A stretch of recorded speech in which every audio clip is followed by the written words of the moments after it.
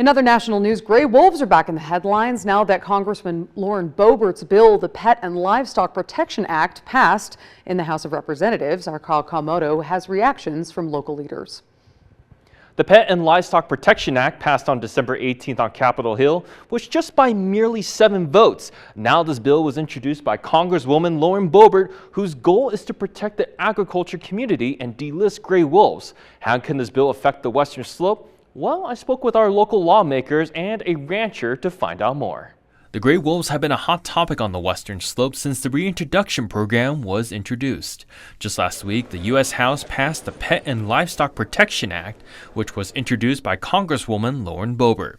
This is a bipartisan bill that will delist the gray wolf from the endangered species list and prioritize the safety and success of America's AG community. The bill passed 211 to 204. We reached out to Boebert for a comment, but was issued a statement stating in part, "I'm thrilled that the Pet and Livestock Protection Act has now passed the House with a bipartisan vote, marking a major win for ranchers, farmers, and property owners in Colorado and nationwide.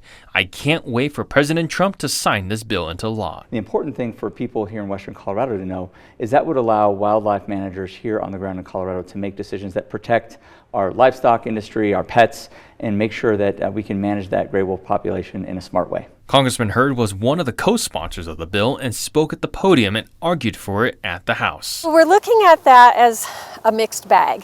In the short term, it will provide some additional challenges for Colorado in our current situation with the wolves. In the long term, it will be a very big positive. We reached out to the governor's office for a comment on the matter, but a spokesperson tells us in a statement saying if passed into law, this bill would not impact Colorado's reintroduction plan other than making it easier to source wolves for relocation to Colorado. But it would weaken protections for wolves whose populations have not adequately recovered and remain threatened in Colorado. I think it's the right policy for Colorado and all, but right now, with the troubles that we're having, that would leave Colorado totally in charge of the wolves. And, that may not be the best for us right now. Catlin is concerned regarding Colorado's wolf reintroduction efforts, saying that the state is not following the established wolf plan. While the potential for lethal management may be unclear, Van Winkle believes that more tools will be available for managing wolves, benefiting those directly affected at the state level. Right now, I'm a little unclear as to how that will impact the 10J rule, which is part of the ESA, and how that will impact the current management. During my interview with Congressman Hurd, he says the bill may have majority support in the Senate, but a filibuster requires 60 votes before it goes to the Senate floor. What happens here in Western Colorado when it comes to food production matters, and we're doing everything we can to protect that way of life.